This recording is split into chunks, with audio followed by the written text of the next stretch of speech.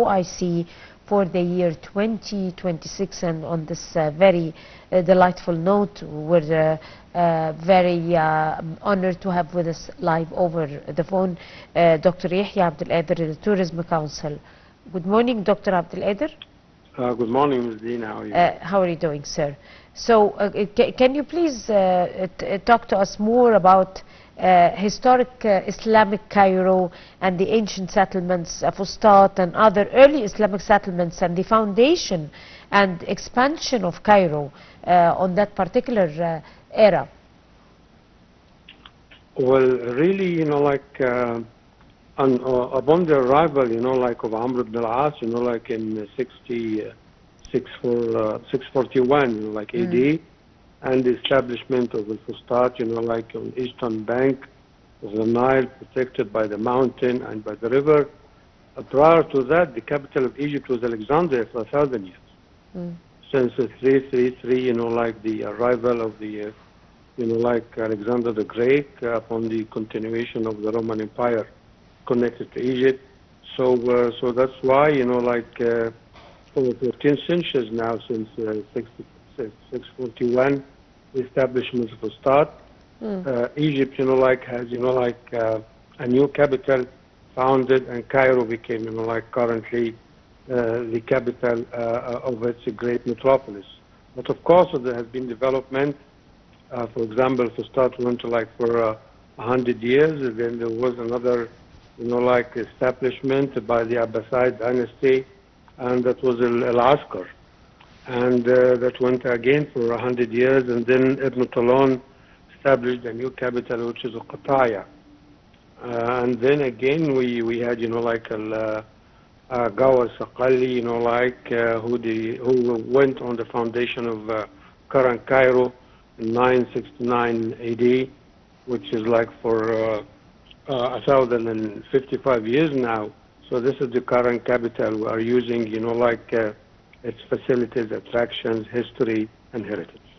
Right. How did the city develop, Dr. Yehya? How did the city develop since its foundation? Well, of course, the current today Fustat, district, it enjoys the Fustat Mosque, developed by Amr ibn al-As. Then we have, prior to that, the Papillon Fort, and then the Ben Ezra Synagogue, Hanging Church. So it was like an old establishment by the time Ibn al-As arrived. And really there was great, development in the area until, that was during the Umayyad time, and then the Abbasid came after 110 years and established Al-Askar, which really there's no much remains and relics of it. And that was in 750. But Ibn Tulun, who was, belonged to the Abbasid dynasty, he made Egypt independent in his rule, and we still, see, the great mosque of Ibn Tulun that he established, in Old Cairo. And then the great development came with, Gawar Saqali and Mu'izzu in Cairo. 969 was established, with its, foundations, with its capitals, with its palaces, and there was campus for the armory, administrative, quarters. So it was a great capital. They established the Al-Azhar Mosque foundations.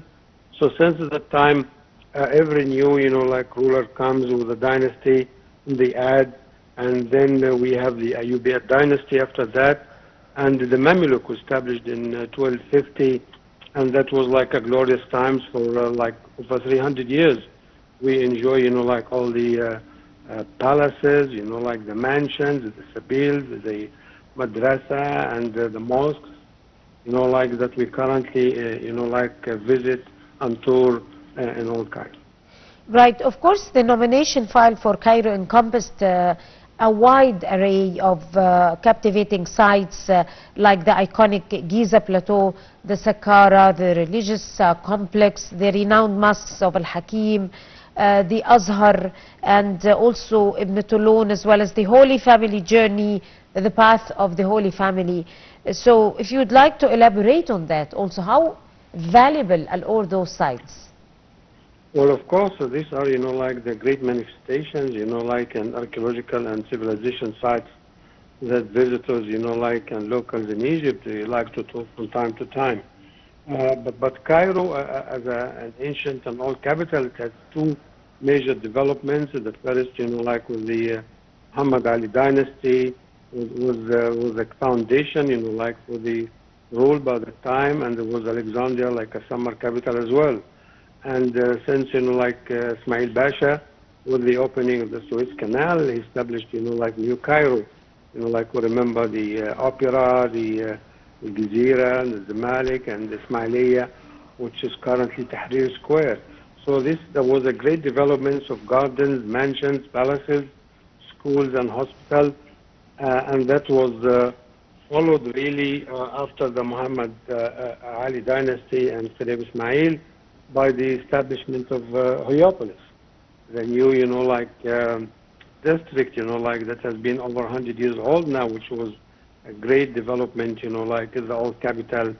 So this shows how vibrant and, like prestigious is current day capital, Cairo, which is museums, attractions, theaters, palaces, schools, and universities, and all manifestations of contemporary life. Oh, okay, tell us also more about the ministry's endeavors to enhance the various historical, spiritual, and heritage attractions. Of course, like Egypt has been like, like a cradle for like ancient civilization, like Pharaonic, Greek-Roman, until, like the Arab culture, like landed in Egypt. And that's why we have relics, like of monotheism, like Christianity, Judaism, and Islam. We have mosques, we have churches, we have synagogues, and then we have museums. Like Cairo at least have like 30 diversified museums of contemporary and old, like attractions and heritage. The Cairo Museum, in Fustat area, we have the National Civilization Museum at Fustat. So Cairo is carrying, like a heavy load, like of heritage attractions and manifestation of civilization. That's why visitors to Cairo like to come once and twice, because each time there is new extension and new attraction for us, and spiritual values as well, like Al-Hussein, like monastery. 2 or 3 weeks ago, we opened the mausoleum for Sayyidah Zainab, all the quarters. So all these, like developments and restoration is great projects to protect Cairo. Of course, also talking about the museums, we have Cairo's Islamic cultural attractions, mainly the modern ones, like the remarkable museums like the National Museum of Egyptian Civilization and the highly anticipated Grand Egyptian Museum, of course, that is unfolding more surprises for the whole world. Tell us about those two gems, the first one and the upcoming great Grand Museum. Well, really, the Fustat Museum for Civilization is located and placed in a very strategic and historical site. The whole area, which was like the earliest and the early developed capital, like of Egypt, Al-Fustat.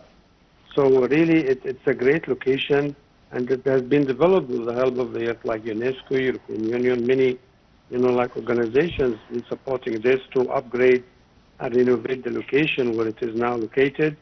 And it has an excellent collection of antiquities from pre-dynastic, like to contemporary. So a visitor, like who spends from 2 to 4 hours, will enjoy it. And it is, like so modern, like in its development facilities and the services it provides, like and on weekly basis or attractions, like concerts, musicals, presentations. And so really it became like a center for culture, heritage, and great visitors who like to come to go to this contemporary and civilization museum at the Fustat area.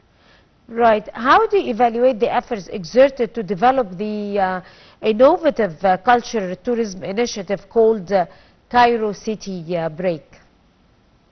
Well, Ministry of Tourism and Antiquities really, from time to time, develop strategies, initiatives for visitors, like to enjoy the tours in Egypt. It's not only like the historical ones, like Luxor, or the beach resorts, like Alamein, Red Sea, and Sharm el-Sheikh. But as well, like with the development of the administrative capital, so Cairo now, is more relaxed, like more convenient for visitors and travelers, so they can spend long hours touring its heritage, buildings, like museums and all the attractions. That's why the ministry is developing the city break program, where you can spend a half day or a full day, like touring its old mansions in areas, like Garden City, the Malik, and Old Cairo, and all the quarters. So this is really becoming a great tour of the city, as many world capitals has been developing a long time ago. Right, Dr. Yehya Abdul, on this note, would like to thank you, sir, so much, and you have a beautiful day. And by this, we come to the end of this edition of the Breakfast Show for this morning. Many thanks to all of you, and to see you again tomorrow morning. That's a goodbye.